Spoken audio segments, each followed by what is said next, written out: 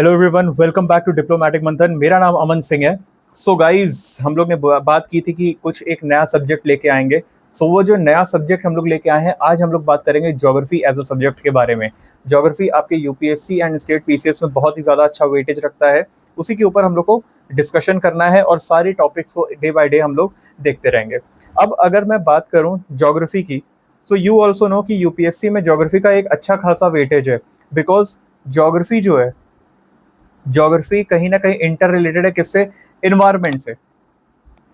Environment से अब ये इन्वायरमेंट से भी रिलेटेड है। फिर उसके बाद हम ये सारी चीजें देखते हैं तो कहीं ना कहीं हमें देखने के लिए मिलता है कि जो ज्योग्राफी की नॉलेज है वो इन्वायरमेंट में काम आ रही है और इन्वायरमेंट की नॉलेज हमारी ज्योग्राफी में भी काम आ रही है। तो दीज पेपर्स आर, दीज जो particular subjects are, they are inter related.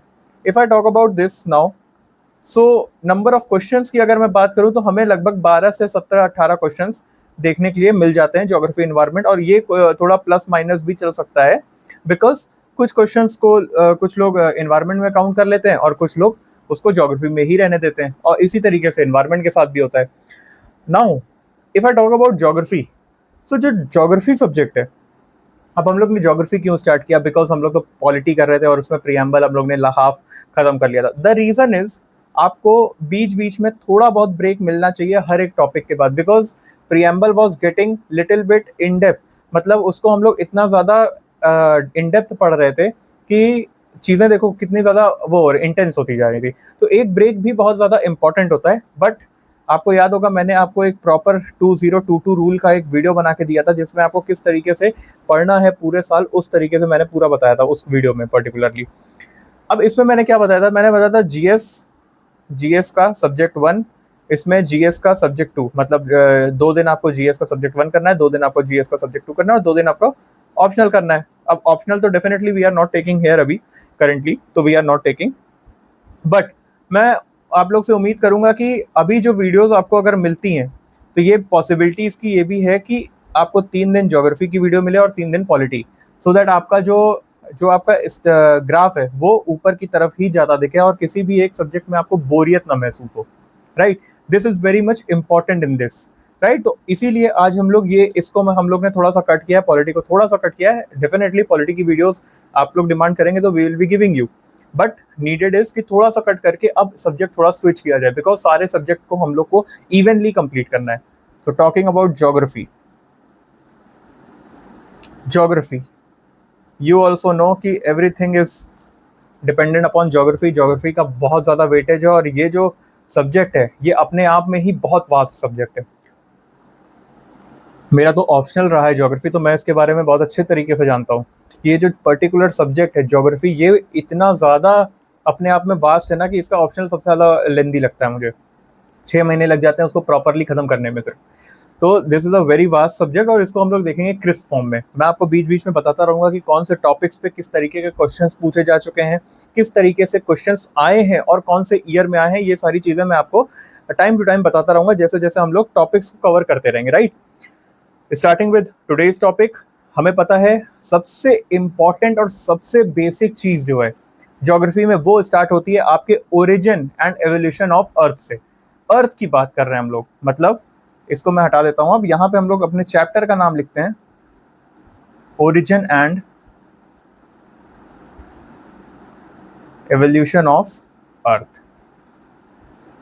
अब देखिए, ये सबसे बेसिक एक टॉपिक है जो आपका पर्टिकुलरली है। ये सबसे बेसिक टॉपिक माना जाता है क्योंकि इससे क्वेश्चंस तो बहुत ज्यादा नहीं बनते, लेकिन ये कहीं ना कहीं आपकी नींव रखता है। जैसे घर बनाते हो तो सबसे पहले क्या नींव रखी जाती है ना, जितनी नींव मजबूत होगी उतना मजबूत आपका घर होगा। उस तरीके से ये है, इसमें जितनी अच्छी पकड़ होगी आपकी उतना अच्छा आपका ज्योग्राफी होगा। रीजन इज नॉट कि बहुत ज्यादा, ये बहुत ज्यादा ऐसा नहीं है कि बहुत चीजें आपको आगे देखने के लिए मिल जाएं, बट ये अगर स्ट्रांग है, आपका बेस स्ट्रांग है ना, तो आपको सारे साइंटिफिक वर्ड्स जो होंगे वो अगर आते हैं, जैसे पेरिजी, ठीक है, इन सब टाइप्स के जो वर्ड्स हैं वो आपको अगर आते होंगे, क्योंकि देखो कुछ ना कुछ साइंटिफिक वर्ड्स आपको मिलेंगे ही मिलेंगे। राइट, तो starting with this now, origin and evolution of earth.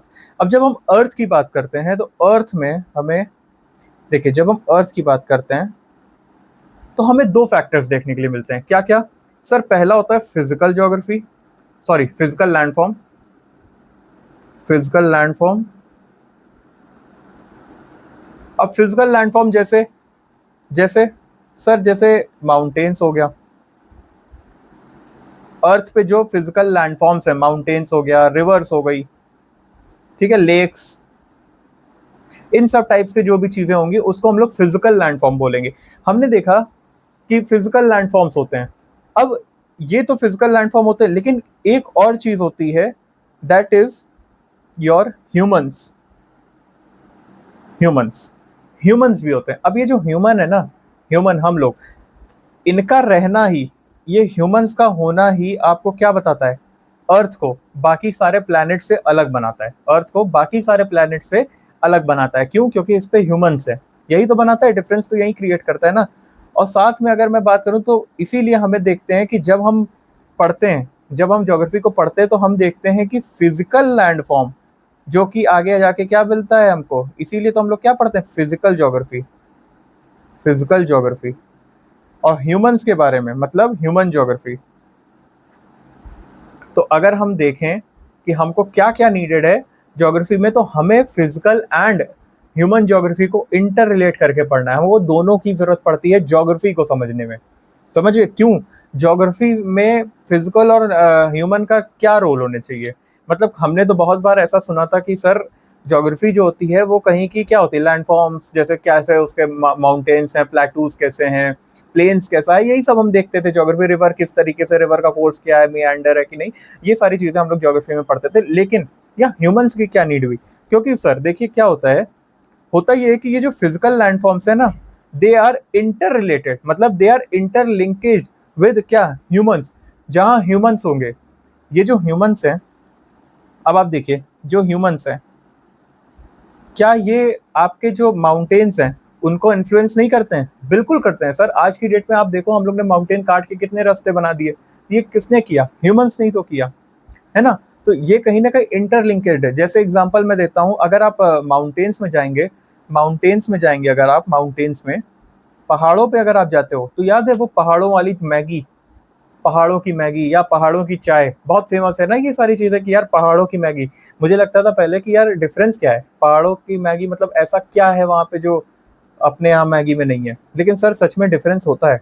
पहाड़ों वाली मैगी अलग लगती है, जबकि उसमें कुछ ना पड़ा हो फिर भी, मतलब सिर्फ अब नॉर्मल मैगी वाला, वेजिटेबल मैगी की नहीं, नॉर्मल मैगी की बात कर रहा हूँ। तो देयर इज अ डिफरेंस। अब अगर मैं बात करूं, मैंने मैगी की क्यों बात करी, क्योंकि सर आप देखिए कि जो माउंटेन्स हैं, अगर आप यहाँ जाएंगे, माउंटेन्स में अगर आप जाओगे तो वहाँ का बेसिक इकोनॉमिक एक्टिविटीज क्या है, वहाँ पे इकोनॉमी जो है वो कैसे बढ़ती है, टूरिज्म की मदद से, है ना। और वही अगर आप प्लेन्स में रहो, प्लेन्स में कैसे बढ़ती है, एग्रीकल्चर। तो देखो ना, ह्यूमंस यहाँ पे भी हैं, ह्यूमंस यहाँ पे भी हैं, लेकिन दोनों की जो एक्टिविटी है वो इन्फ्लुएंस कर रही है या नहीं। प्लेन्स में हम आज अगर आप देखो, पंजाब, उत्तर प्रदेश, ये सब एरिया आप देखिए तो यहाँ पे एग्रीकल्चर ज्यादा होता है। लेकिन आप उत्तराखंड एरिया देखिए, हिमाचल प्रदेश, शिमला, ये सब जो एरिया है, इन सब में देखिए तो टूरिज्म की वजह से चल रहा है भाई, जाहिर सी बात है टूरिज्म। अब वहाँ पे होटल्स वगैरह के रेट आप देखोगे, अगर होटल्स वगैरह के रेट आप देख लो ना किस तरीके से फ्लक्चुएट करते हैं। क्यों? आप जैसे मैं आपको बताता हूँ, हम लोग केदारनाथ गए थे, जब हम लोग एक बार ट्रिप हम लोग की केदारनाथ गई थी, तो वहाँ पे होटल्स के रेट जो थे वो एक्सट्रीमली हाई थे उस टाइम पे।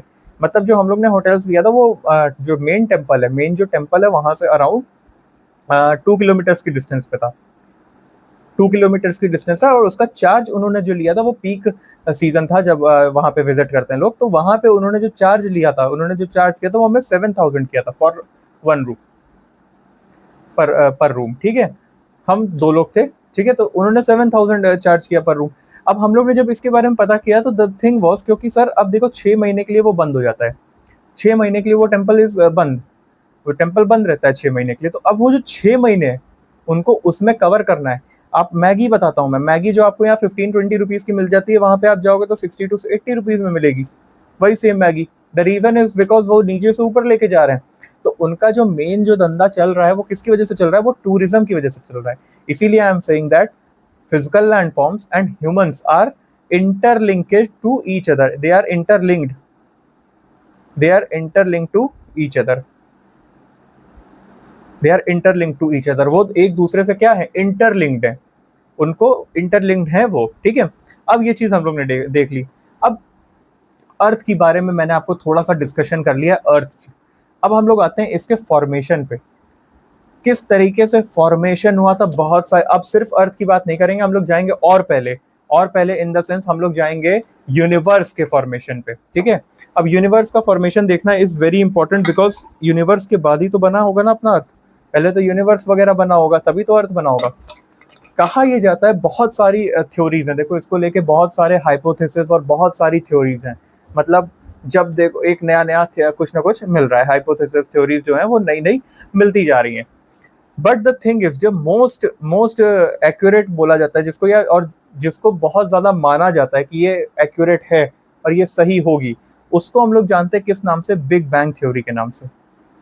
Big bang theory.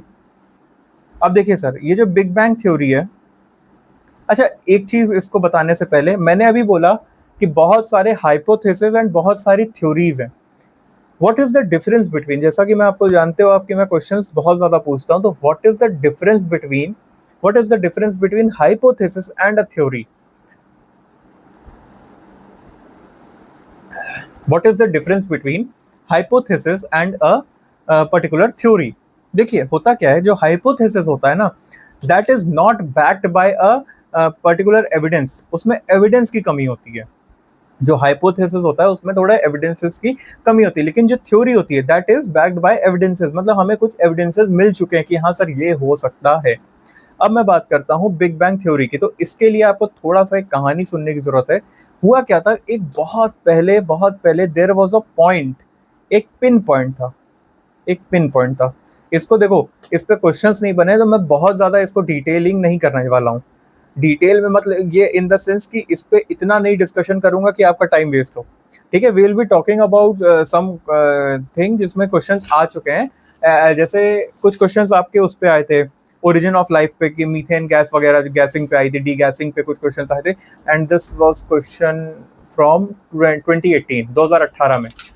हाँ 2018 में ही था। अभी हम लोग जब आगे पढ़ेंगे तो विल बी कंफर्मिंग इट कि क्या कौन सा ईयर में था, बट फॉर अभी तक जितना मुझे याद आ रहा है तो वो 2018 में ही था।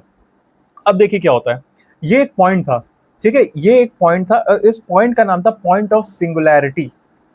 Singularity, right, singularity. This was a point of singularity. अब ये जानते हो क्या होता है, इस पे इतना ज्यादा प्रेशर, इतना ज्यादा डेंसिटी रहती है ना, इतना ज्यादा डेंसिटी रहता है, जैसे मान लो ये एक पॉइंट है और इसको खूब कस के ऐसे दबाते जाओ, इतना ज्यादा प्रेशर क्रिएट होता है कि ये क्या होता है, ये क्या होता है, अब देखो प्रेशर क्रिएट कर रहे हो, ये अभी तक एक हाइपोथेसिस है। वो ब्लास्ट जो हुआ था, वो एक्सप्लोड हुआ था, वो किस वजह से हुआ था वी डोंट नो अभी तक, टिल नाउ। हुआ क्या कि ये जो पॉइंट ऑफ सिंगुलैरिटी थी, ये क्या हुआ, ये एकदम से फट गई, ब्लास्ट हो गई। और ब्लास्ट होने की वजह से, जैसे आप पटाखा फोड़ते हो, जब दीपावली वगैरह आती है ना, तो पटाखा वगैरह फोड़ते हो, तो उसमें क्या होता है, जब आप ब्लास्ट करते हो तो क्या होता है, वो चिथड़े उड़ते हैं जो, तो क्या होते हैं, दूर दूर जाते हैं ना, बहुत ज्यादा दूर दूर। उसी तरीके से इसमें भी हुआ। हमने क्या देखा कि ये जो इसमें मैटर था, मैटर इधर ऐसे ऐसे इस तरीके से दूर दूर जाने लगा, इस तरीके से ये दूर दूर जाने लगा, बहुत दूर दूर गया। इनफैक्ट अगर कहा जाए तो अभी भी एक्सपैंड हो रहा है, ये इस तरीके से एक्सपैंड हो गया, इस तरीके से ये एक्सपैंड होने लगा, बहुत ज्यादा एक्सपैंड हुआ। और ये कब हुआ था, ये अराउंड हुआ था 13.8 बिलियन ईयर्स अगो। इतने साल पुराना है ये मामला। अब सोचिए, ये इस तरीके से ये क्या हुआ, एक्सपैंड हुआ, इस तरीके से एक्सपैंड हो गया, हो रहा है, और अभी भी ये होता जा रहा है, होता जा रहा है, होता जा रहा है। इसको देखो, ये जो थ्योरी थी ना, अब ये थ्योरी इसी के लिए हम लोग, क्योंकि ये एक्सपैंड हो रहा है, इसीलिए तो हम लोग इसको एक्सपैंडिंग यूनिवर्स थ्योरी कहते हैं, एक्सपैंडिंग यूनिवर्स हम लोग इसको ये भी कहते हैं। समझ गए? अब आपको हो सकता है इतना अच्छी तरीके से समझ में आ गया। अब ये जब एक्सप्लोड हुआ, ये एक्सप्लोड जो हुआ, तो ये जो इसमें एनर्जी थी, जो एनर्जी थी, वो एनर्जी किस में कन्वर्ट हो गई, मैटर में। That energy converted to matter. Matter like क्या, यही मैटर जैसे आपके मेटल्स हो गए, है ना, मेटल्स, इन सब टाइप्स के मैटर्स में ये कन्वर्ट होना शुरू हो गई। यही एनर्जी तो थी जो आपके किस में कन्वर्ट हो गई, ये मैटर में कन्वर्ट होना शुरू हो गई। ठीक है सर, ये भी हमें समझ में आ गया। और इसी के बाद इसी को हम लोग क्या कहते हैं, बिग बैंग थ्योरी कहते हैं। इसको हम लोग क्या कहते हैं, बिग बैंग थ्योरी। अब this was your big bang theory. देखिए मैंने again and again I am saying कि मैं उतना आपको इसके बारे में पढ़ाना चाह रहा हूँ जितने में से नीडेड है कि भाई ये क्वेश्चन आ सकता है। उस चीजों पे हम लोग नहीं डिस्कशन करेंगे ज्यादा जो हमें लगेगा कि यार मतलब नहीं और पढ़ रहे हैं। अब आते हैं हमारे पास दूसरा एक नया चीज, देखते हैं हम लोग किस तरीके से था। दूसरी चीज आती है हमारे पास कि सर स्टार फिर फॉर्म हुए। स्टार मतलब टिमटिमाते हुए तारे, आपके स्टार फॉर्मेशन हुआ।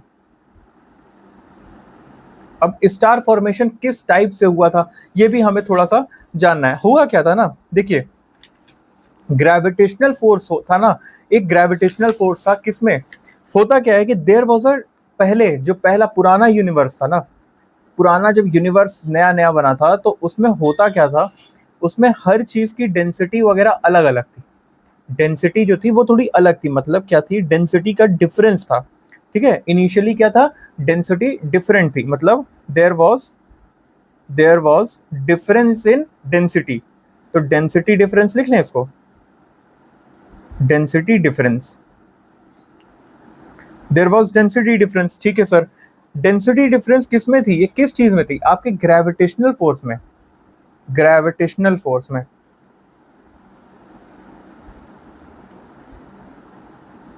ग्रेविटेशनल फोर्स में क्या था, डेंसिटी डिफरेंस थी। अब इसकी वजह से क्या होता है ना, इसकी वजह से होता ये कि जो मैटर था वो दे वर ड्रॉन टुगेदर।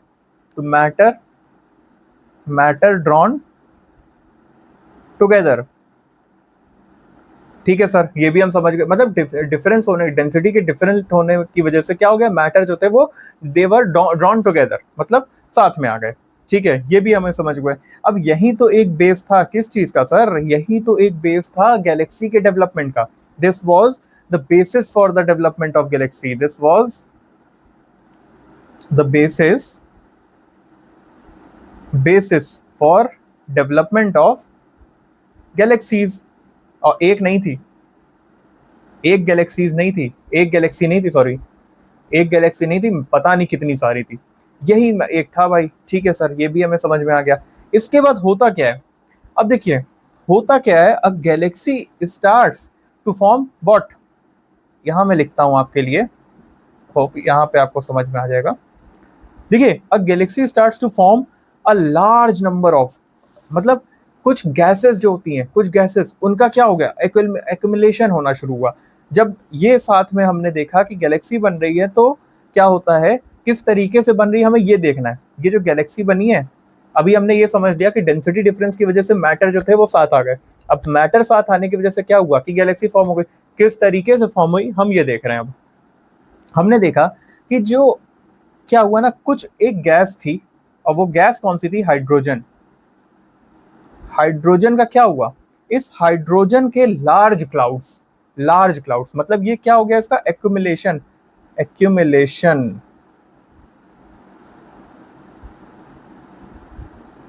एक्यूमुलेशन हुआ। तो इससे क्या हुआ, लार्ज क्लाउड्स बने, दे formed large clouds. Large clouds मतलब बड़े बड़े बादल, हाइड्रोजन वगैरह के बहुत बड़े बड़े हमको बादल दिखे।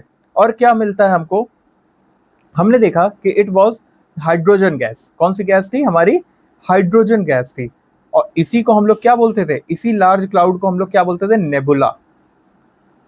अब ये वर्ड्स थोड़े से आप ध्यान रखना क्योंकि ये वर्ड्स थोड़े इंपॉर्टेंट है। This was known as nebula.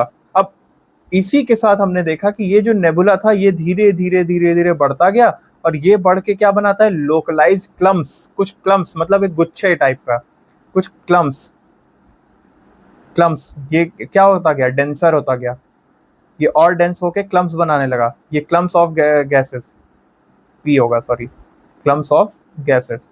और ये जो क्लम्स बनने लगे तो फिर क्या बन निकलता है हमारा, यही जो क्लम्स, तो ये जब और ज्यादा डेंसर हुए, और ज्यादा डेंसर हुए, denser denser denser and they form star. ये और ज्यादा डेंस होते होते क्या फॉर्म कर लिए, स्टार फॉर्म कर लिए। होप आपको ये स्टार का फॉर्मेशन समझ में आ गया। क्या होता है, डेंसिटी डिफरेंस की वजह से जो ग्रेविटेशनल फोर्स में जो डेंसिटी डिफरेंस होता है उसकी वजह से मैटर क्या होते हैं, साथ आ जाते हैं। उस मैटर के साथ आने से गैलेक्सी बनती है। अब क्या होता है इसमें कि हाइड्रोजन गैस जो होती है वो एक्यूमुलेट होती है, मतलब इकट्ठा होती है और क्या फॉर्म करती है, लार्ज क्लाउड्स। इस लार्ज क्लाउड को हम लोग क्या बोलते हैं, नेबुला बोलते हैं। नेबुला जब ये थोड़ा और डेंसर होना शुरू होता है तो कुछ क्लम्प्स में फॉर्म करता है, कुछ क्लम्प्स मतलब कुछ गुच्छे फॉर्म करता है, गुच्छे गुच्छे कर करके इस तरीके से फॉर्म करता है। और वो जब क्लम्प्स जो होते हैं वो और ज्यादा डेंसर होते हैं तो क्या फॉर्म हो जाता है, वही तो स्टार फॉर्म होता है हमारा, उसी को हम लोग स्टार कहते हैं, समझ गए। तो दिस इज पर्टिकुलर आपका फॉर्मेशन ऑफ स्टार। अब चलिए फॉर्मेशन ऑफ स्टार पढ़ लिया तो फॉर्मेशन ऑफ प्लैनेट भी पढ़ना इज वेरी मच इंपॉर्टेंट, तो उसको भी देख लेते हैं। What is formation of your planet, formation of planet. अब देखिए प्लैनेट, ये जो था ना प्लैनेट, ये ऐसे नहीं फॉर्म हुआ था। ये स्टार्स को हमें समझने के बाद ही समझ में आ सकता था कि ये किस तरीके से फॉर्म होता। देखिए क्या होता है ना, स्टार्स क्या थे, वो लम्प्स ऑफ गैसेस थे। लम्प्स मतलब समझते हो ना, गुच्छा टाइप का, कुछ गुच्छे थे, है ना। Star were lumps of gases. ये क्या था आपका, ये स्टार की अगर मैं बात करूं तो they were lumps of gases, they were lumps of gas, है ना। किस, कहां पे, विद इन नेबुला, नेबुला के अंदर ना, विद इन नेबुला, ठीक है सर। अब की ग्रेविटेशनल फोर्स जो होती है ना, which gravitational force within the lumps, it led to what, जो ग्रेविटेशनल फोर्स जो थी उसकी वजह से क्या हुआ, एक रोटेटिंग डिस्क बनी। किस चीज की सर, पहले मैं ये लिख देता हूं, ग्रेविटेशनल फोर्स इन कहां, लम्प्स। इसकी वजह से क्या बनता है सर, इसकी वजह से बनता है क्या, एक रोटेटिंग डिस्क ऑफ गैस, ठीक है। इसकी वजह से एक कोर बना था, देखो ये मेन है हमारा, और इस कोर में क्या हुआ था ना, इसका गैस क्लाउड था, गैस क्लाउड, ठीक है, गैस क्लाउड। और उसके बाद क्या होता है, हमारा रोटेटिंग डिस्क बनती है। रोटेटिंग डिस्क मतलब समझते हो, कुछ इस प्रकार की, इस प्रकार की रोटेटिंग डिस्क बनती है हमारी, रोटेटिंग डिस्क, डिस्क बनती है। और ये जो डिस्क होता है ना, ये किसका साथ में, किस चीज के साथ होता है, डस्ट के साथ।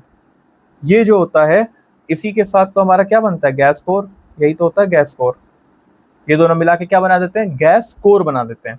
मतलब कहने का ये है इसमें कि the stars are the localized lumps of gases within nebula. इतना आपको समझ में आ गया होगा। फिर जो ग्रेविटेशनल फोर्स होती है ना with in the lumps, these particular gravitational force leads to the formation of core to the gas cloud। मतलब ये जो कोर गैस क्लाउड है इसी से बनते हैं। और साथ में क्या बनाते हैं, huge rotating disk, this huge rotating disk with and dust that develops around the, इसी ये जो रोटेटिंग डिस्क बनती है इस कोर के आगे क्या बना जाता है अपना, हमारे पास आ जाता है रोटेटिंग डिस्क और डस्ट। डस्ट मतलब ये धूल धक्कड़ वाला डस्ट नहीं है, प्रॉपर आपका डस्ट जिसे कहते हैं वो वाला डस्ट, ठीक है। ये चीज हमें समझ में आ गया, ये रोटेटिंग डिस्क से बन जाता है। अब क्या होता है, अब गैस जो होती है वो कंडेंस कर जाती है। कंडेंस मतलब it converts to gas, condensation मतलब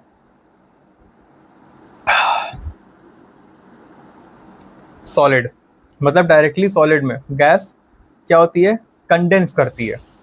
क्या होता है भाई, अब देखिए इसके नेक्स्ट स्टेज में क्या था, इतना आपको होप समझ में आ गया। अब नेक्स्ट स्टेज, अब इस स्टेज में आपके क्या होता है, इस स्टेज में देखिए कुछ इस प्रकार से होता है। ये जो गैस होती है ना, this gas starts condensed, starts getting condensed, condensed, ये हो गया। और जो मैटर होता है, मैटर जो होता है, एंड मैटर, मैटर जो होता है वो जो अराउंड द कोर होता है ना, मैटर जो कहां पे, कोर के पास में था, यहां मैं ब्रैकेट में लिख दे रहा हूं, around the core develops into, किसमें, ये किसमें डेवलप हो जाता है, स्मॉल राउंडेड ऑब्जेक्ट्स में, ऑब्जेक्ट्स में, स्मॉल राउंडेड ऑब्जेक्ट्स में। मतलब ये जो गैस होती है वो कंडेंस होना शुरू हो जाती है। तो जो मैटर कोर के पास होता है ना, यहाँ पे क्या था, ये यहाँ पे मान लीजिए कोर आपका आ गया। अब ये कोर आ गया तो इसके आसपास क्या हो गया, ये डस्ट वगैरह जो थी, गैसेस और डस्ट का ये यहाँ पे हो गया था, है ना, उसी की रोटेटिंग डिस्क जो थी उसी की तो थी। फिर क्या होता है नेक्स्ट स्टेज में, ये सारी चीजें जो होती है, गैस जो होती है वो कंडेंस होना शुरू हो जाती है, और मैटर जो होता है कोर के पास वो किस में डेवलप कर जाता है, स्मॉल राउंडेड ऑब्जेक्ट्स में। हम लोग ने ये देख लिया। अब इसके बाद क्या होता है, ये जो स्मॉल राउंडेड ऑब्जेक्ट्स होते हैं, यही तो क्या करते हैं आगे, यही तो एक चीज में एक, अब इसको यार देखो, स्मॉल राउंडेड ऑब्जेक्ट नहीं, अब हम नेक्स्ट स्टेप पढ़ते हैं अपना।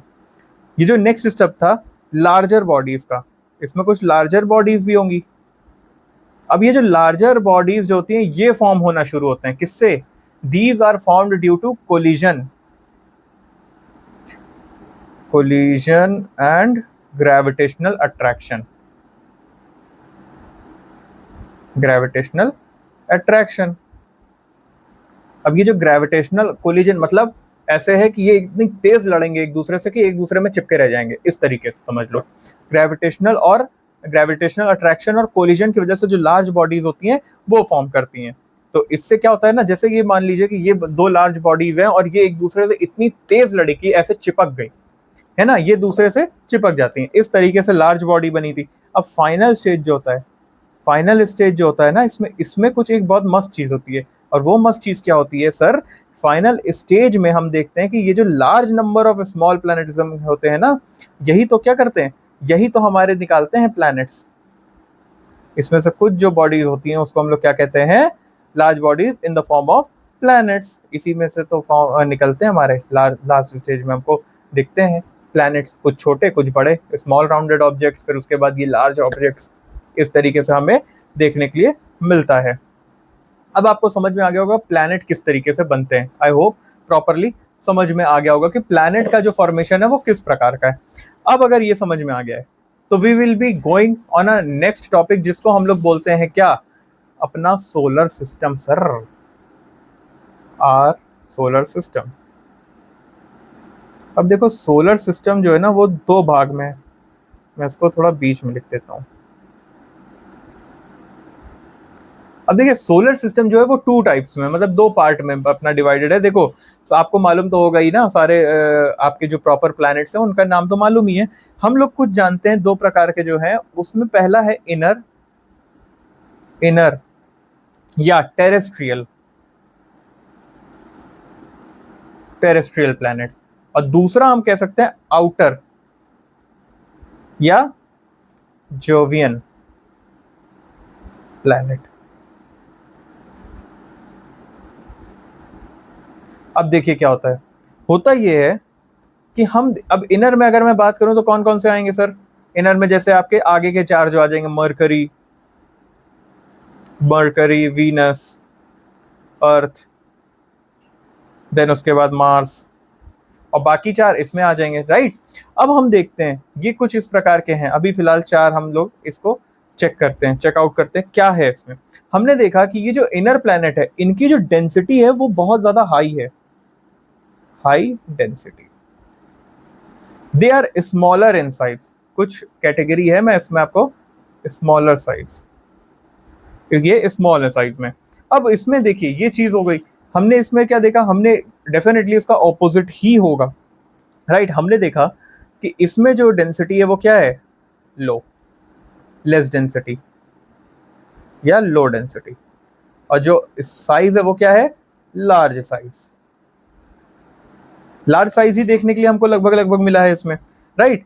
अब अगर मैं बात करता हूं आगे की, तो इसमें हमने एक चीज देखी, किसमें, इनर में, हमने इनर वाले में एक चीज देखी, और वो चीज क्या थी, वो चीज सर ये थी कि इसमें क्या होता है ना, ये हालांकि सन के बहुत पास होते हैं, और सन के बहुत पास होने की वजह से इसमें एक चीज होती है, और वो क्या चीज होती है, दे आर टू वार्म, मतलब बहुत गर्म होते हैं, they are too warm for gases to condense, मतलब इतने ज्यादा गर्म होते हैं ना कि गैस कंडेंस ही नहीं हो पाती है यहाँ पे, they are too warm to gases condense to solid form,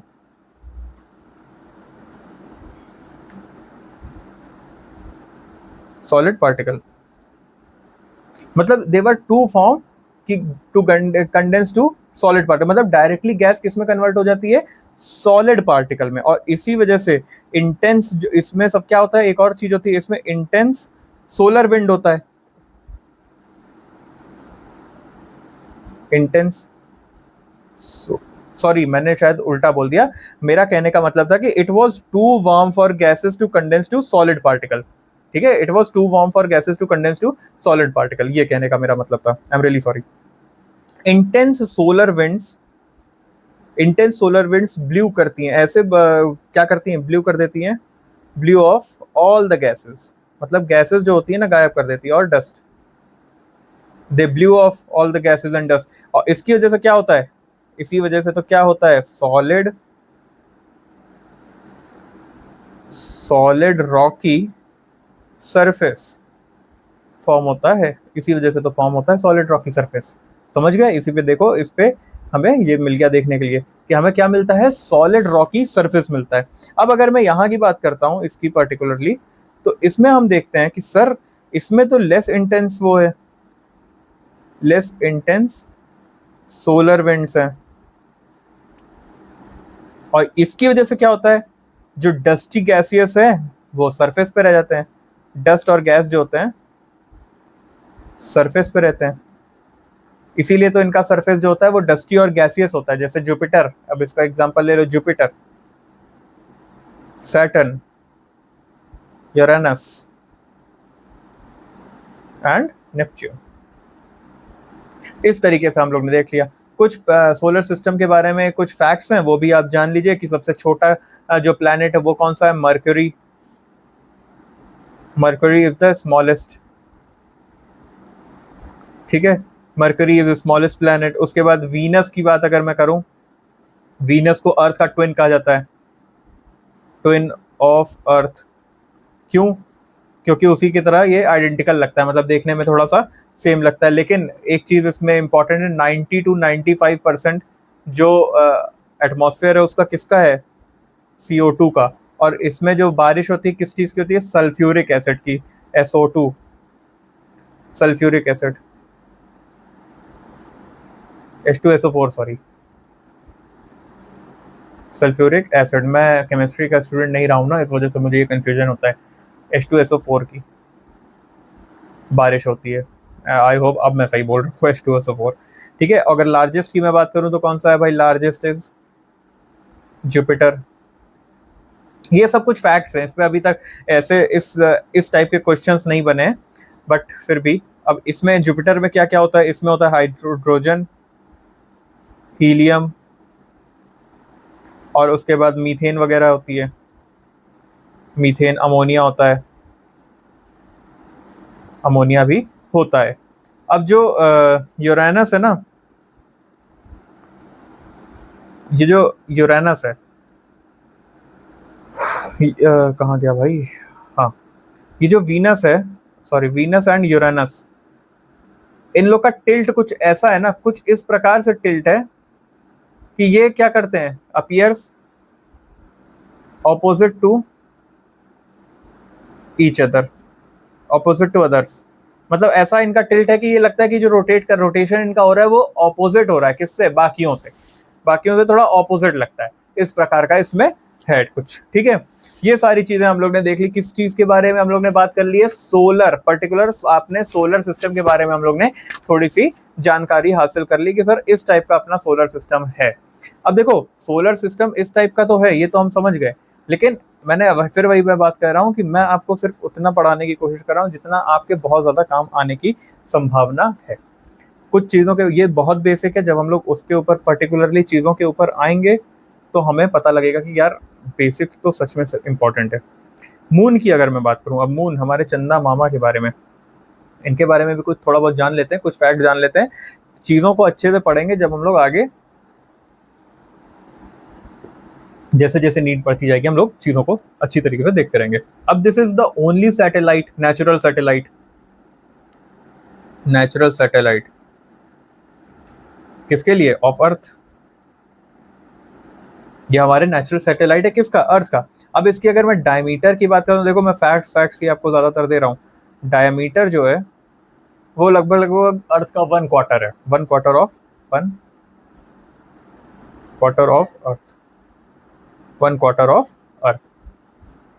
अब देखिए, ये जो है ना, ये टाइडली लॉक्ड है, मतलब अब ये टाइडली लॉक्ड का मतलब तुम्हें समझाना पड़ेगा। इस वजह से मैं कह रहा था कि आपको इंपॉर्टेंट चीजें टाइडली लॉक्ड।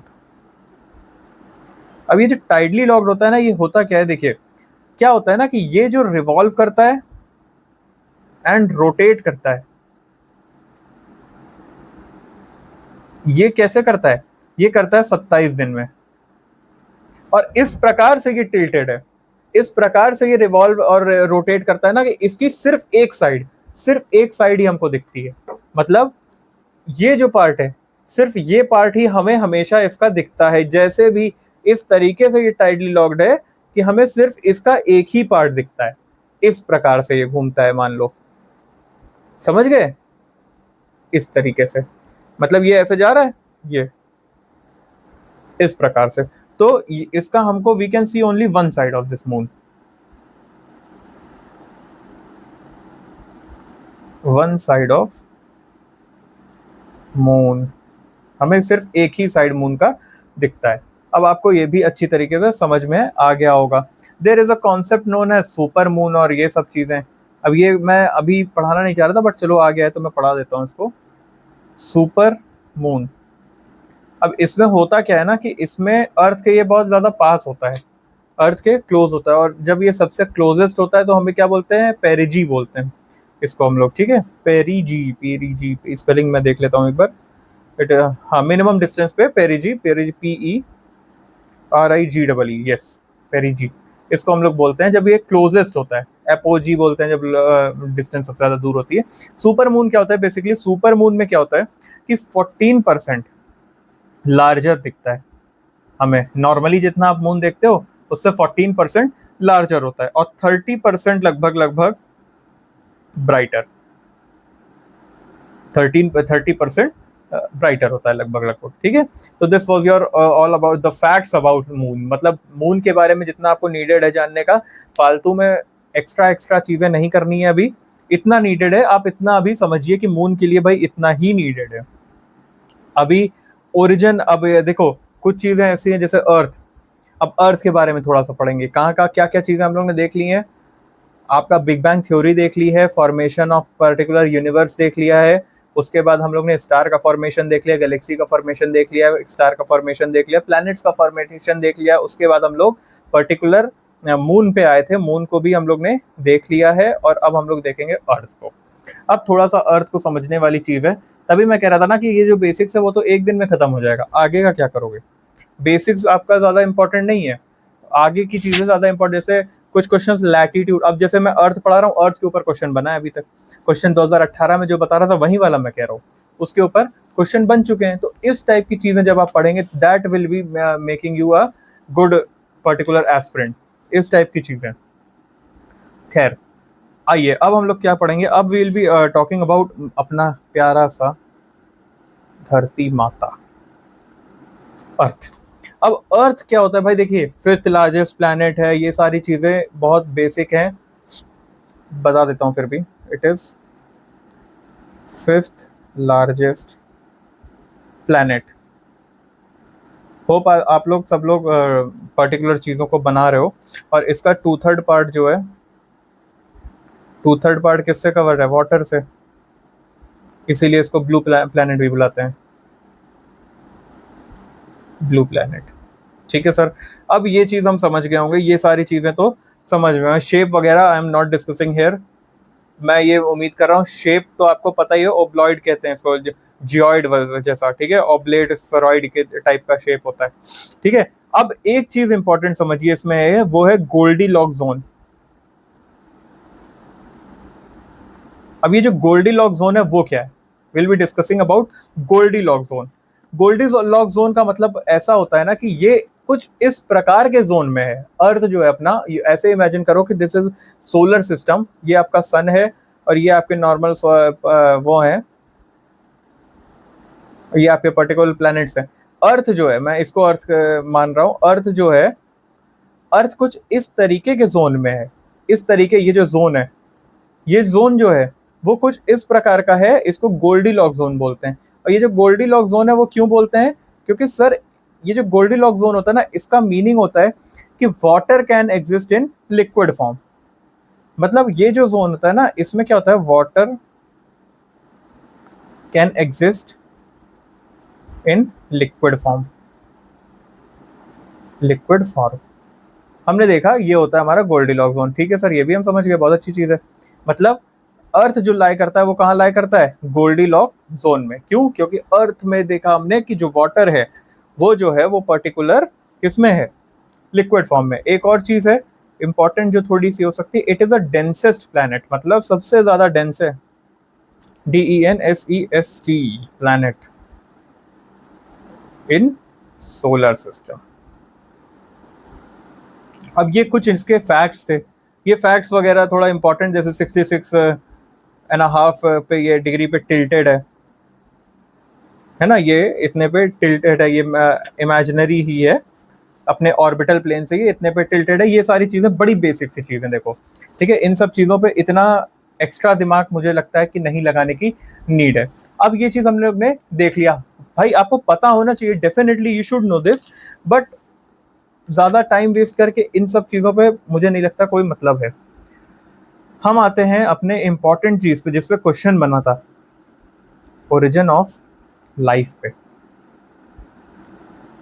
अब देखो यहाँ पे हम लोग आए हैं ओरिजिन ऑफ लाइफ, मतलब हम लोग कितने छोटे से इंसान हैं, एक कितना कितनी सारी सोचो यूनिवर्स, कितने मिलियंस बिलियंस ऑफ यूनिवर्स होंगे, उसमें एक गैलेक्सी आकाशगंगा, और उसमें इतने सारे प्लैनेट्स, उसमें एक प्लैनेट है अर्थ, उस अर्थ पे इतनी सारे देश, उस देश में इतने, मतलब उस देश में, उन सब देश को अगर देखा जाए तो उसमें एक पर्टिकुलर हमारा भारत, उस भारत में इतने सारे राज्य, उस राज्य के एक पर्टिकुलर यूपी के एक पर्टिकुलर डिस्ट्रिक्ट, उतने सारे डिस्ट्रिक्ट, फिर उस डिस्ट्रिक्ट में भी कितने सब डिवीजन हो गए, उसमें एक प्रॉपर घर में एक मैं बैठा हुआ हूँ, राइट।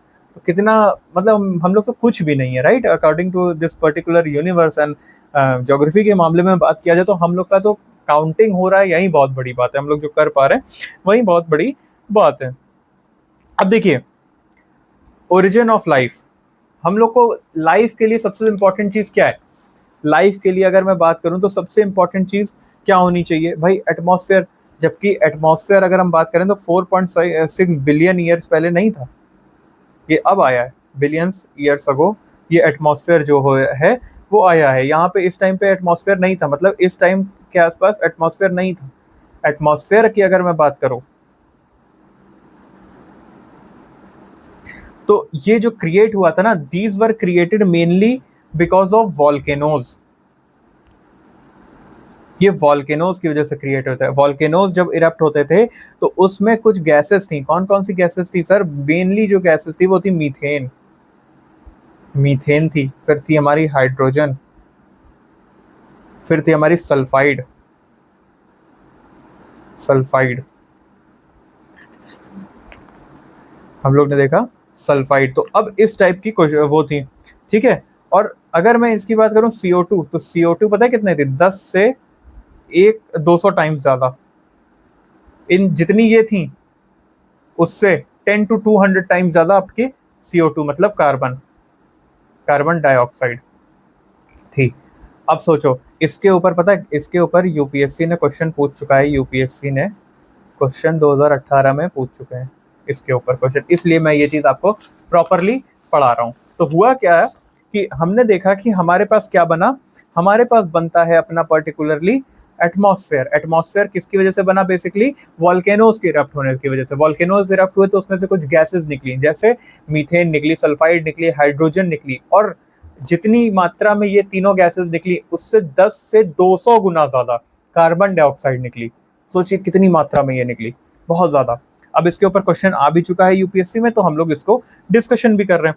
फिर एक टॉपिक आता है जिसमें क्या होता है ना कि जो गैसेस थी वो इंटीरियर से भी निकल रही थी, अर्थ के इंटीरियर में से भी गैसेस कुछ बाहर निकल रही थी।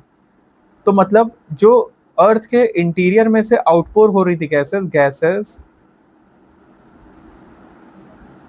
गैसेस वर आउटपोर्ड फ्रॉम इंटीरियर, और इसी को हम लोग क्या कहते थे? इसी को हम लोग बोलते थे डिगैसिंग, डीगैसिंग, डी गैसिंग, इसी को हम लोग बोलते थे। क्या होता था ना उस टाइम पे, मतलब गैसेस वगैरह देखो वोल्केनो वगैरह से निकल रही हैं, इंटीरियर से निकल रही हैं, और ये धीरे धीरे क्या फॉर्म करती हैं, ये हमारी एटमॉस्फेयर फाउंड करती हैं, मतलब फॉर्म करती हैं। एटमॉस्फेयर इन्होंने इस तरीके से बनाया। तो अब ये तो भाई देखो, हमें फॉसिल के मदद से पता लग सकता है कि कैसे कैसे हमारे लाइफ आई है। फॉसिल फ्यूल्स मिलते हैं ना, फॉसिल की वजह से हम लोग को पता लग जाता है कि किस तरीके से आई है लाइफ जो है वो आई है। तो अब इतना ही इसमें इंपॉर्टेंट था, ओरिजिन ऑफ लाइफ लगभग लगभग आपको पता लग जाता है कि जो इवॉल्व हुए थे वो 3800 मिलियन ईयर्स अगो के आसपास का ये था। लाइफ जो आई थी, वो जो लाइफ थी ना, लाइफ बिगेन एट अराउंड 38 था, 3800, यस, 100 मिलियन ईयर्स अगो। ये इसका एक अनुमान लगाया जाता है, but this is not particularly needed for you because वो क्वेश्चन मार्क वाला ही खुद ही वो है। ठीक है, तो बेसिक ओरिजिन ऑफ लाइफ में मेरे को कहने का मतलब था एटमॉस्फेयर फॉर्म होना, क्योंकि लाइफ तभी रह सकती है जब एटमॉस्फेयर हो। और एटमॉस्फेयर किस प्रकार से था, एटमॉस्फेयर किस वजह से बना था, वॉल्केनोज की वजह से, और इंटीरियर से जो गैस आ रही थी उसकी वजह से। इंटीरियर से कुछ गैसेज आ रही थी और पर्टिकुलर अपना एटमॉस्फेयर था, इस वजह से जो चीजें फॉर्म हो रही थी वो क्या थी अपने, ये सारी चीजें थी। और कौन कौन सी गैसेस निकलती थी, मीथेन, हाइड्रोजन, सल्फाइड, ये सारी पर्टिकुलर गैस थी। और भी गैसेस थी, बस ये इंपॉर्टेंट गैसेस थी। CO2 बहुत इंपॉर्टेंट गैस है, इसलिए उसको अलग से बताया मैंने कि जितने मात्रा में मीथेन, हाइड्रोजन और ये सारी चीजें निकल रही थी, उससे 10 से 200 गुना ज्यादा कौन सी गैस निकली थी, हमारी CO2 gas, that is carbon dioxide gas. ये हमने पढ़ लिया। अगर हम देखते हैं इंटीरियर, तो कुछ गैसेस ऐसी भी थी जो इंटीरियर से आउटपोर हो रही थी, इंटीरियर से निकल रही थी। वॉल्केनो भी डेफिनेटली इंटीरियर से ही हो रहा है, कुछ गैसेस वहां से भी आउटपोर की जा रही थी। इस प्रोसेस, इसको प्रोसेस, इस प्रोसेस को हम लोग कहते हैं, दिस इज अ प्रोसेस, समझ गए, the process by which gases were आउटपोर्ड from interior.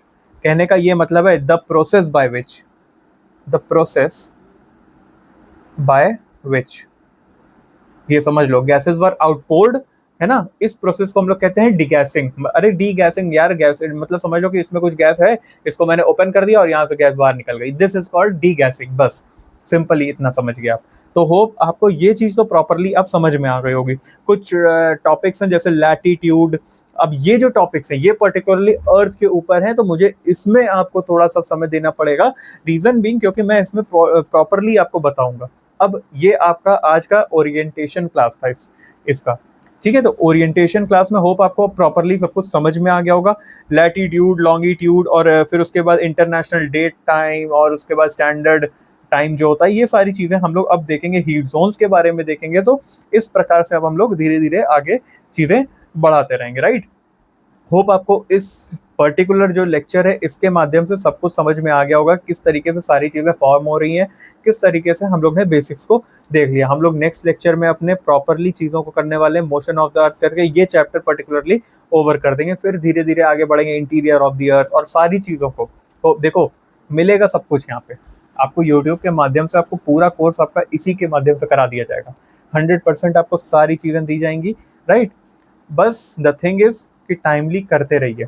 अब देखिए, वो चीज़ हम लोग अभी फिगर आउट कर रहे हैं कि we have to give you lecture on a daily basis, मतलब किस टाइप से देना है। जैसे कि 3 दिन आपको ज्योग्राफी देना है, 3 दिन पॉलिटी देना है, या 1 हफ्ता पॉलिटी देना है, 1 हफ्ता ज्योग्राफी देना है, इस तरीके से करना है। बिकॉज देखो, सब्जेक्ट 2 चलेंगे, 1 महीने में 2 सब्जेक्ट चलना इज वेरी मच इंपॉर्टेंट। इस तरीके से हम लोग आपको ये प्रॉपरली चीज़ें दे रहे हैं। होप अब आपको ये चीज़ें प्रॉपरली समझ में आ गई होंगी। कुछ भी इशू होता है तो you can please comment in comment box, आप कमेंट करके हमें बता सकते हैं। एक प्रॉपरली हम लोग ने एक पर्टिकुलर जो बेसिक था उसको खत्म कर लिया। अब जो थोड़ा बहुत है वो थोड़ा बहुत इंटरेस्टिंग भी है और थोड़ा बहुत आपको समझने वाला भी है। तो उस चीज़ पे मैं उम्मीद करूंगा कि आपको सारी चीज़ें समझ में आ रही होंगी। और definitely please make your note. Note बनाना आपका is very much important, because note making, देखो ये जो मैंने लिखा है ना इतना, इसके लिए पूरा इतने पन्ने की वो है, इतने पन्ने की बुक है, मतलब ये पर्टिकुलर चीज़ उसको इतना क्रिस्प होता है। जैसे मैंने आपको सिर्फ और सिर्फ बहुत इंपॉर्टेंट चीजें बताई हैं। गोल्डीलॉक्स जोन क्या होता है, ये 2/3, ये जो फैक्ट्स हैं सब, तो इसको जितना फैक्ट नीडेड है उतना ही मैंने आपको बताया है। I am not telling you something कि जाके ये पढ़ लो वो पढ़ लो सारी चीजें कवर कर लो, this will not help you. ठीक है, नीड पड़ेगी तो डेफिनेटली हम लोग उसको बताएंगे ही बताएंगे। बट अभी this we are talking about this particular thing, समझ गए? तो इसके लिए जिस तरीके से नीडेड है इस तरीके से पढ़िए, बिकॉज आई एम ये जो मैं लिख रहा हूँ ये आपके नोट्स से कम नहीं है। This is all about today's lecture, right? Hope आपको ये समझ में आया होगा। We will be meeting you in next video. अगर आपने अभी तक हमारा चैनल सब्सक्राइब नहीं किया है तो जल्दी से सब्सक्राइब कर लीजिए, सो दैट आपको टाइम टू टाइम हमारे जो लेक्चर्स हैं वो मिलते रहें। Will be meeting you in next video, तब तक के लिए जय हिंद।